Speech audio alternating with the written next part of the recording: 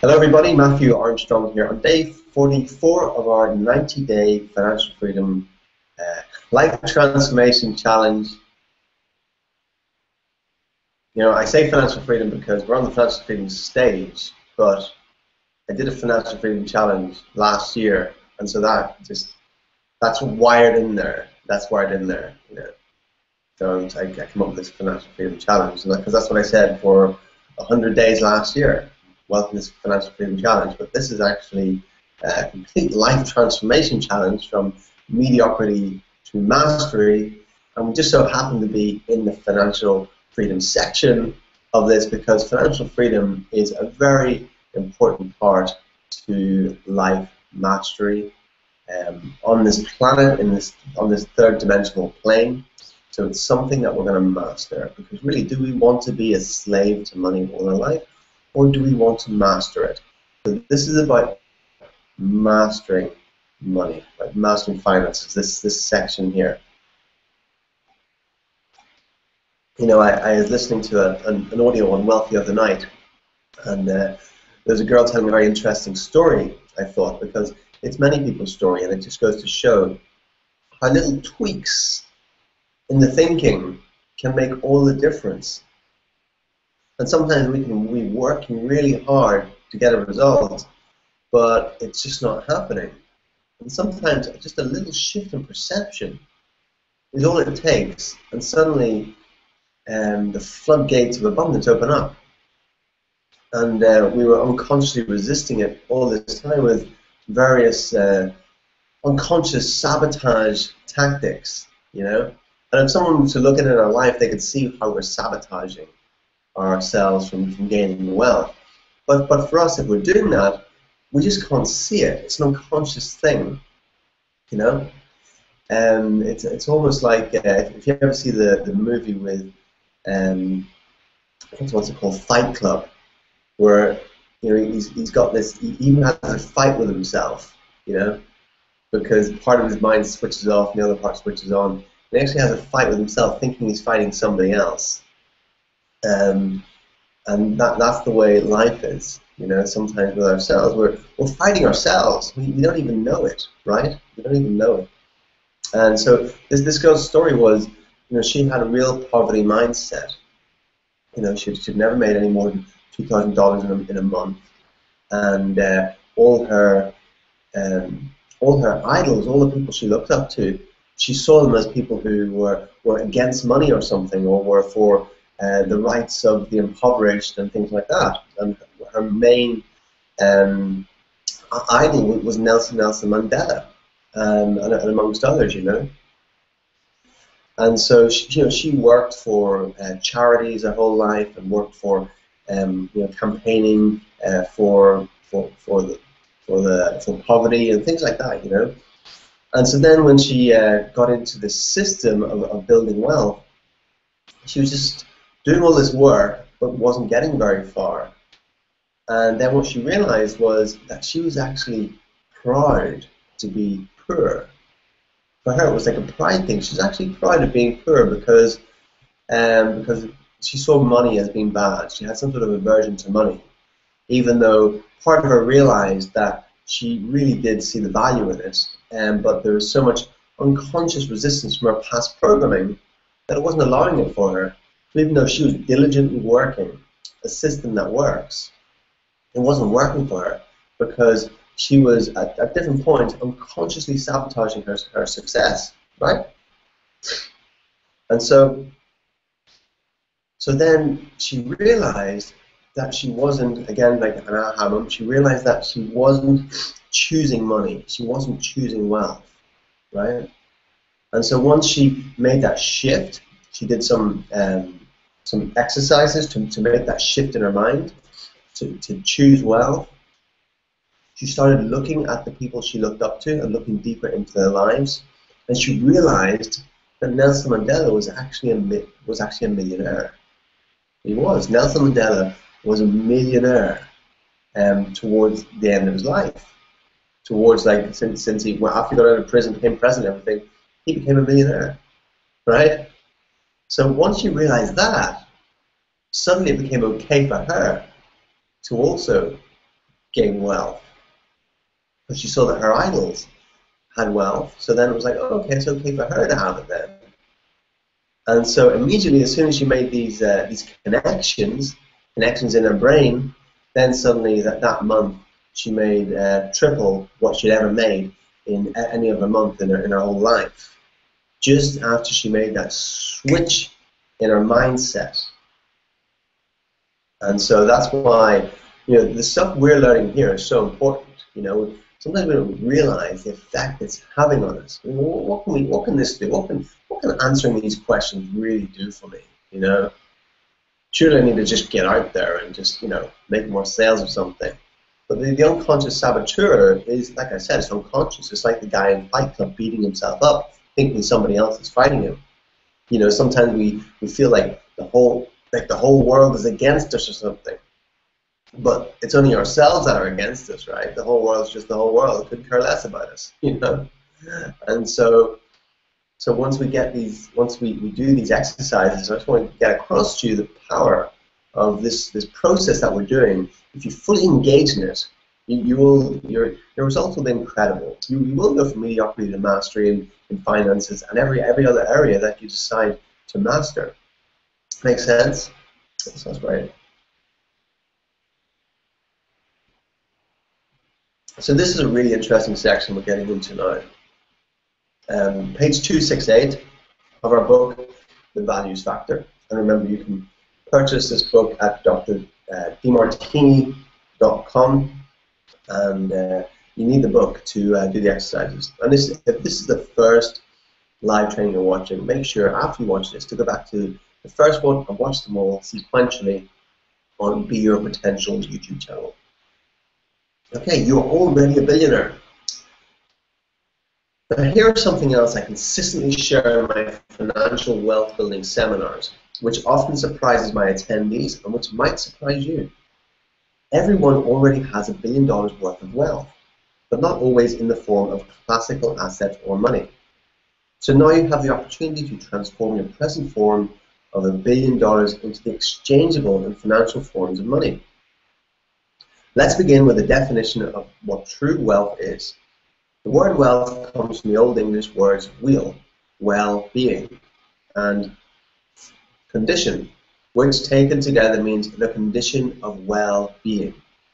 By the way, the word economic comes from the Greek oikonomia, meaning the management of the household, and the word mortgage means in French pledge unto death, a grip of death.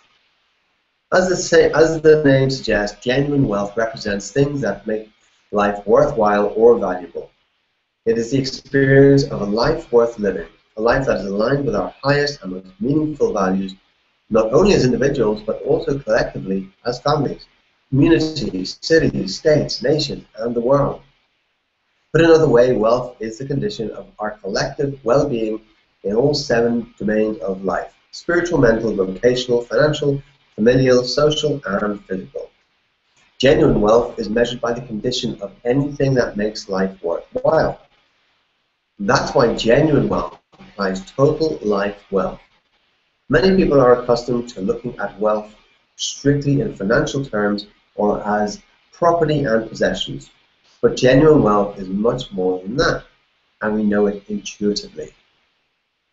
Conventional economics and business indicators of prosperity such as GDP, gross domestic product, stock market indices, and other economic indicators that we hear reported daily are only part of what we would define as genuine wealth.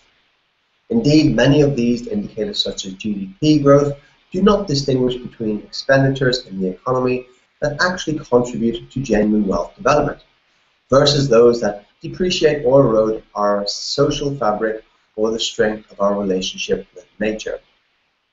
Genuine wealth represents all the things that make life worthwhile, all the things that resonate with and fulfill our highest values and hearts. Genuine wealth is an accounting of life, a window into our innermost being, a mirror image of our genuine selves. Recognizing our wealth involves being in touch with our highest core values, our complete life assets, and our full awareness and potential. Our wealth includes all the assets that contribute to our complete balanced state of being, and it accounts for what we value most. Genuine wealth allows us to objectively assess our real assets, our strengths, and to understand our true opportunities for developing our real wealth potential. Whether your wealth comes in the form of your savings, your investments, your children, your friendships, your vocation, or some other form, it represents an expression of your highest values. In fact, everybody has great wealth. As I stated earlier, $1 billion worth. They just have it hidden in the form of their highest values. Some people have intellectual property wealth, great ideas that they have never packaged and turned into sellable products and cash. Some people have wealth in the form of social interactions and networking contacts, leverage of people that they have never converted into cash. Some people have physical bodies that are so hot that people will pay millions to go out with them. I know a lady in Houston who, because of her beauty and confidence, will not even go out on a date unless the guy is wealthy and of high standing. She doesn't want to date anybody who is worth less than $500 million. Her genuine wealth, her billion, is in the form of her confidence, social skills, poise, and attractive appearance. I know people who spend a vast fortune on education that they never turn into cash. I know people who spend a vast amount of money on their fitness and then never turn that into cash. Some people have spiritual awareness that is worth a fortune, but they don't charge for it. And then there are the people who have transformed their wealth in any area of life into massive financial fortune because whatever else they value highly, they also highly valued financial wealth. So as you can see, everybody has wealth potential. The hierarchy of your values dictates your financial destiny and the form that your genuine wealth can take. But if you place a higher value on creating wealth, as was the goal of exercise 1 in this chapter, then you will soon be able to begin converting your current form of wealth into a savings and investments form of wealth. There is really no form of wealth that cannot be converted into cash. Intellectual property, spiritual abilities, beauty, family, relationships. Whatever area you're currently inspired by and presently store your hidden wealth or assets in, you can turn into money. But if you don't restructure your value hierarchy to place a higher value on building wealth in the form of savings or investments, your wealth will likely remain in a form that will never be capitalized on. I know a gentleman who had a radio station in a network that reached millions of people across the world. More than 55 million people listened to him daily. But he had to get donations on a daily basis to keep his station alive because he didn't have a high value on saving or investing money. He did have a value on intellectual property, and he had easily $1 billion worth of assets sitting in a storage in archives featuring the most famous people across the planet whom he had interviewed in the last 48 years. Because he and I have worked together, he is finally converting those archives into packages to sell. Now, there is nothing right or wrong with keeping your wealth in any form you choose. You just don't want to have a fantasy that your wealth will suddenly appear in the form of cash, liquid savings, or investments, and then beat yourself up when you don't have the highest values that will lead it there. The following exercise can help you find assets you have never before suspected, aspects that you might well be able to turn into cash savings and financial investments. So exercise 3, discover your hidden assets. According to economist Alfred Marshall, every muscle movement you make can be initiated or inhibited by someone who offers a specific amount of money. In other words, any action that you take can be translated into wealth, even though this potential wealth may be hidden from you until you understand how to see it. For example, say that you have some intellectual property that you have not yet translated into a product that can be sold for cash. Maybe you know all the best places to eat in your neighborhood. You can produce a restaurant guide and sell it to local tourists, or start a website and sell ads to local restaurants. Your knowledge of the best places to eat in your neighborhood was a hidden asset until you realized its value and decided to use it. Or perhaps you have some social contacts that have not yet been leveraged and converted into money. For example, maybe you know someone who has access to a famous writer or a major political figure. Suppose you decided to start a magazine or a foundation, and through your friend, you were able to reach out to the writer or politician and convince them to be on your board of directors. Now your new magazine or foundation has credibility and can raise money from other sources. Knowing someone who had important social contacts just turned into financial asset for you. Your hidden assets might well add up to more than $1 billion once they are converted into cash. To discover all your hidden assets, look carefully through all 7 areas of your life: spiritual, mental, vocational, financial, familial, social, and physical. For example, if I were considering my own spiritual assets, I would consider my mystical or philosophical understanding of the nature of reality and the essence of my being, or my present state of gratitude for the many experiences I have had throughout my life. For mental assets, I would consider my intellectual property in my Demartini method for dissolving grief or conflict, or my understanding on how to build wealth. For vocational assets, I would list my business management skills, my business contacts, and my business brand leverage. All of these assets are worth millions to me. As you complete this exercise, consider which assets are worth millions or possibly billions to you, whether or not you can convert them into cash savings or investments. Instructions. For each of the following areas of life, identify your greatest hidden assets. Your assets will be stored most in areas of your highest values. So there is the exercise to be completed within the next 24 hours. The next section is spiritual values and building wealth. This is a great one. So we're going to complete this chapter tomorrow. So I'm going to leave it there. We'll complete it tomorrow. To read tomorrow. But we'll get through the rest of the chapter tomorrow. It's a great one. There'll be definitely some aha moments, some breakthroughs after you do the exercise, and then reading this next section, and then we'll get through the financial freedom section. I don't believe you will have completed the exercises yet. I certainly haven't completed the exercises from the financial freedom section, and so they will probably be ongoing for the next month or two, completing those exercises. Or if you really go for it, you can probably do it in a few days. If you really went for it, that'd be full-time, a few days.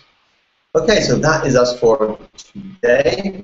It's been a pleasure to speak with you again on day 44. And something to add at the end, but it's just escaping me right now. So I'm sure it will come to me for tomorrow again.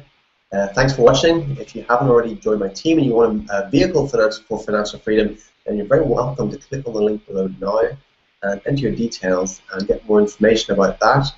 Or if you just want to be on my subscribers list so you can receive regular updates and all the cool stuff I like to send out, then you can click on the link below as well and put your email address in, and I shall start sending you out a lot of cool stuff this next little while. I've got a lot of really cool stuff planned, and you don't want to miss out on that. So click on the link and get going with that. Okay, see you again tomorrow. Have a great day.